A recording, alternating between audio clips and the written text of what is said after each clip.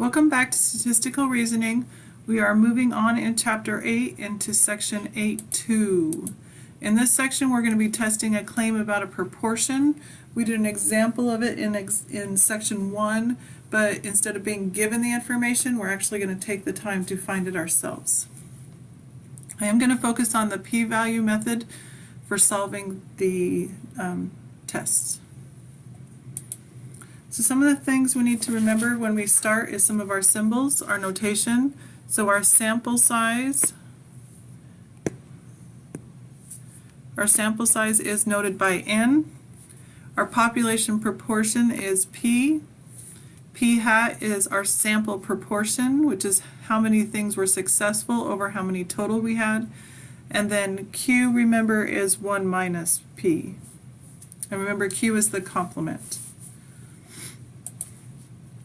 So we want to make sure our requirements are fulfilled. In a one proportion z-test, the sample observations need to be a simple random sample.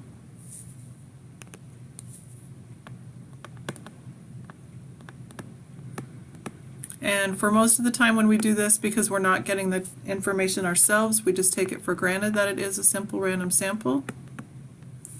The conditions for this binomial distribution, so if it's a proportion, we think of it as a binomial distribution most of the time. Those must be satisfied, which are, they have to be a fixed number of trials. It can't be until something occurs. It must be we're going to do it so many times. The trials need to be independent. Each trial has only 2 categories, and whatever that would be, one of those would be deemed a success and the other one would be deemed a failure. So what you want is the success, what you do not want to occur is the failure. Once all these are true, then we're good to go, and the probability needs to remain the same in all trials. It can't change from trial to trial.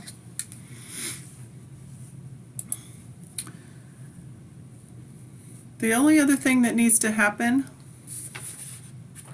is that the conditions NP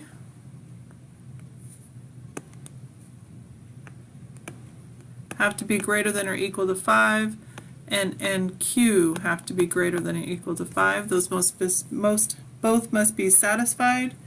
If need be, you can find your sample information.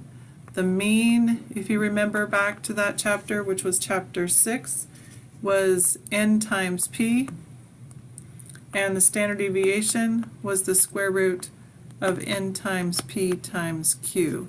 I will not be using those in my example, but if you needed them, that's how you'd find them.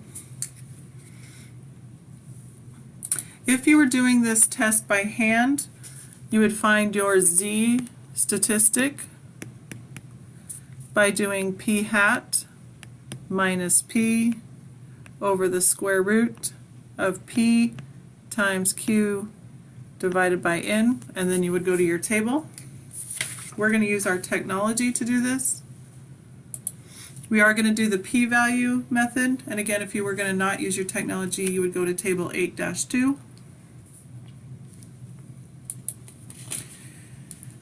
Though we're focusing on the p-value method, it does have the same reliability as the critical value method. The confidence interval method, though, is the one that you want to use if you are just estimating a population proportion. But if you really want to get into what's happening, you want to test it. And so the p-value or the critical value method would be the way. And again, I'm going to just focus on the p-value method. So we worked on this last time in Section 1. 1,009 consumers were asked if they are comfortable with having drones deliver their purchases. 54% of them, or approximately 545, responded with no. So we're going to go through this again and test the claim that most consumers are uncomfortable with drone deliveries. Okay, and we're interpreting most as more than half or greater than 0.5. So before we go any farther, we want to make sure we check our requirements. Our 3 requirements, are they randomly selected? As far as we know they are. So we'll check that one off. Are there a fixed number of independent trials? And there were. It was done 1,000 9 times. Do we have two categories? Yes, if they are either uncomfortable or they're comfortable. Those are our two categories. And our claim was focusing on uncomfortable. So this one was our success, and this one would be our failure. Now, do we have the NP greater than 5 equal to 5 or NQ? So N is 1009, P is 0.5, 1009 times 0.5 is 504.5, which is definitely greater than or equal to 5.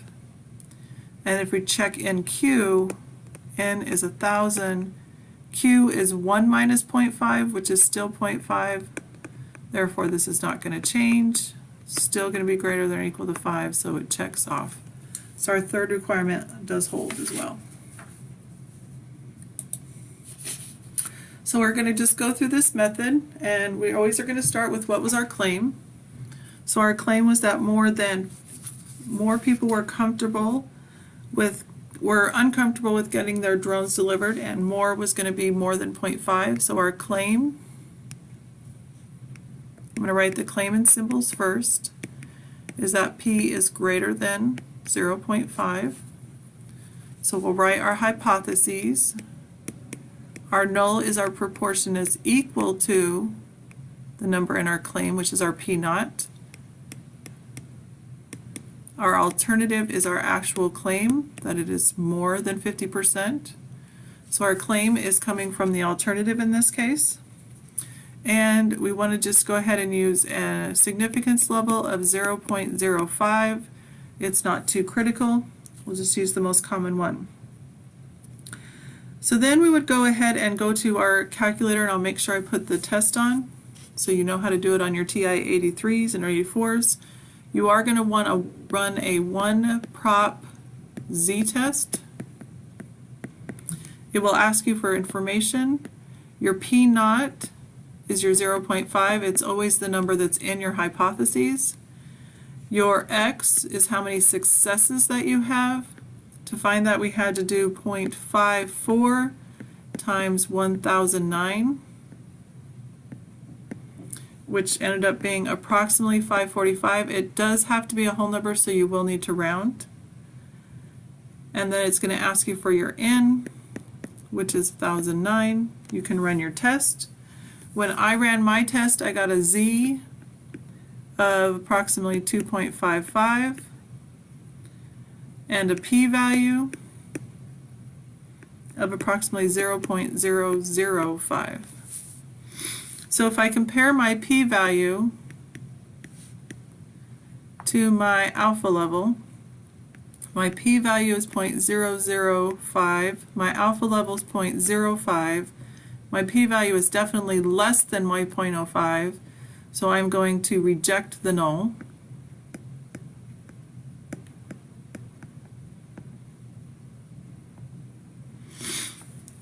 So then what I'm going to do is I'm going to look at my chart on page 366, which helps us with our wording on our final conclusion. And so my claim had to do with not the inequality, it had to do with the alternative.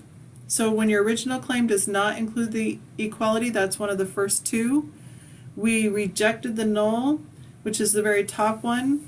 So we would write it out as there is sufficient evidence to support the claim that, and in this case that most consumers are uncomfortable with drone deliveries. So we're just going to use that to write it out.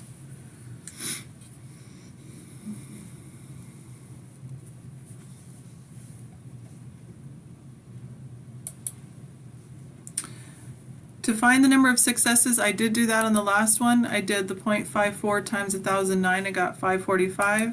So this is just reminding you of how to do that. In a new situation, and we'll run this one next, we'll talk about sleepwalking. So a study of sleepwalking or nocturnal wandering was described in Neurology magazine, and it included information that 29.2% of 19,136 American adults have sleepwalked.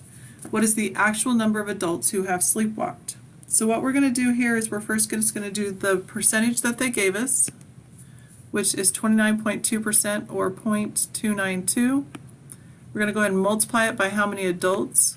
19,136, and we're going to get 5587.712. When we go to use this in any testing, we have to have a whole number, so we would use 5,588 when we actually go to use it later on.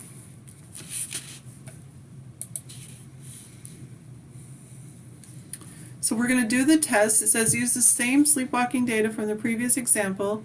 Would a reporter be justified in stating that fewer than 30% of adults have sleepwalked? We're going to use a 0.05 significance level to test the claim. And remember that we have the proportion of those who have sleepwalked is be less than 0.30 because of the 30%. So before we write anything down or test or start writing our hypotheses, we want to check our situation. Are our requirements met? Is it a simple random sample? Again, we don't know, but if it was published in Neurology, it probably was, because they would have checked it out. Do I have a fixed number of independent trials? Yes, we had 19,136 trials. Were they in two categories? Yes. Either somebody had sleepwalked or they had not. Those are our two categories. Were these qualifications of NP greater than or equal to 5 and so on met? Well, P in our case was 0.3 because they were checking out for the 30%, which means Q then is 1 minus 0.3 or 0.7. And so when I do N times P, N was 19,136 times 0.3. It's 5,740.8, way above the 5.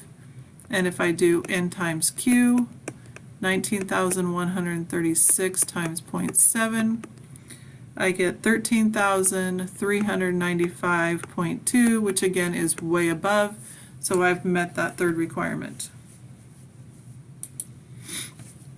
So as we're going through this, we're going to write the different steps. These are the same steps I expect to see when I look at assignments and I look at your testing. So we're going to start with our claim. So our claim, the reporter said, was that I take that back. The proportion of those who slept, fewer than 30% of adults have sleepwalked. So our claim is a proportion, and it's fewer than 30%, which would be 0.30. So we'll go ahead and write our hypotheses. Our null is always our proportion is equal to whatever the p hat is. In this case it's 0.30, actually it's our p naught. And then we have our alternative, and this one is our claim. In this case, p is less than 0.30, and this is our claim. It told us to use an alpha level of 0.05. So again, we're going to go ahead and run a 1 prop z-test.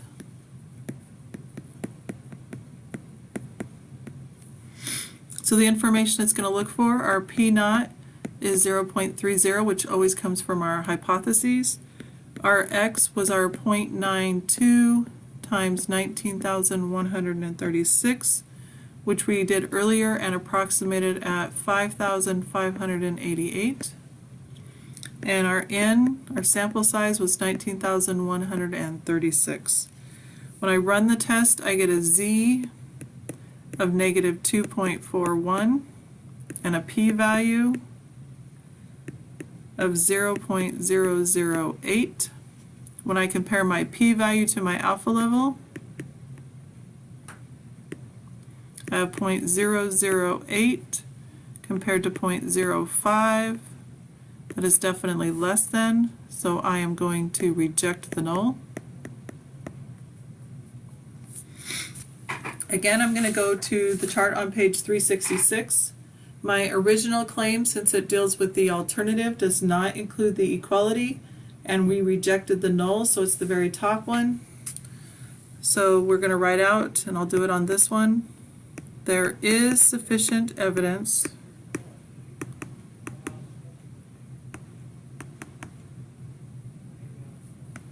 to support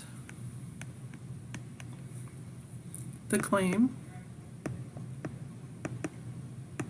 that fewer than 30% of adults have sleepwalked.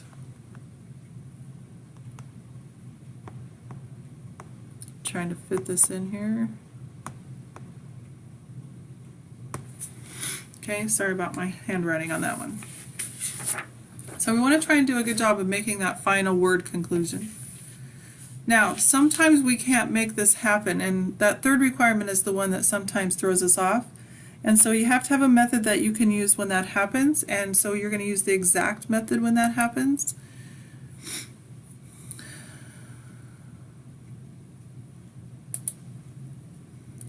So in this case, in testing a method of gender selection, 10 randomly selected couples are treated with the method. They each have a baby, and 9 of the babies are girls. Using a 0.05 significance level to test the claim that with this method, the probability of being a girl is greater than 0.75. So they think if they do whatever this is happening, right, that they'll know that they're going to have girls. So we look at the requirement check in the situations that we've been doing, right? We had to make sure that that third requirement of NP greater than or equal to 5 and NQ greater than or equal to 5 was met. If we look at this situation, we end up with our NQ being only 2.5, so we couldn't do it based on that third requirement not being met or being violated. So this exact method only has the requirements of being a simple random sample and being a binomial, and it does fit those requirements because either you have it is a simple random sample based on what we know, and it's a binomial that a fixed number of trials. It was 10. We had the same probability all the time, which was the 0.75. And if we look back up here real quick at our options, they are definitely fixed, they're independent, and we had two categories. So we're good to go as far as a binomial distribution goes. So with that, let's go ahead and write out our scenario. So our claim is that the probability of having a girl is greater than 0.75. So our null hypothesis would be equal to 0.75, and our alternative, which is our claim, is that it's greater than 0.75.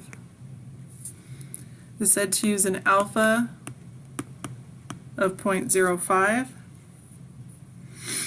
Now, what we have to do is we can only do a binomial distribution because that's only the requirements that were met. We couldn't go ahead and do a full out one prop z-test. So we're going to go back to when we learned about probability, and we're going to do a binomial distribution. And we're looking at if it was 9 or higher.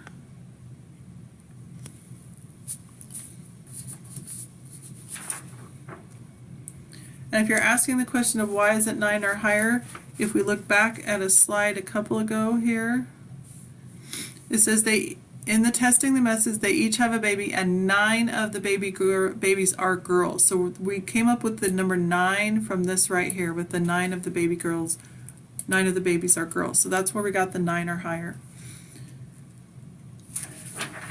So we're going to do a binomial distribution. Our n is going to be 10 because it was 9 out of 10. The probability that we're using is the 0.75 because that's what we're using in the claim. So then we're going to do our distribution, and we end up with a probability, which is a p-value, of 0.244. Now we're going to compare it just like we have been doing before. So we're going to compare our p-value to our alpha level. We have 0.244 compared to 0.05. Notice this time it's greater than. Since it is greater than, we have to fail to reject the null. So when we go to our table, our original claim still did not include the inequality, or the equality, sorry, and so we're in the top 2. We failed to reject, so we're in the second one. And when we fail to reject, there is not sufficient evidence to support the claim. So our final word conclusion would be there is not sufficient evidence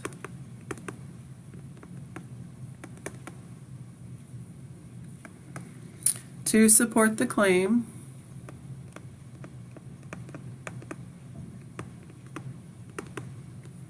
that the probability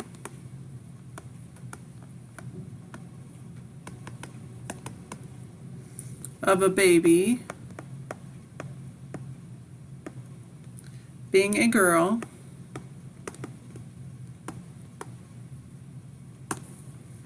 is greater than 0.75.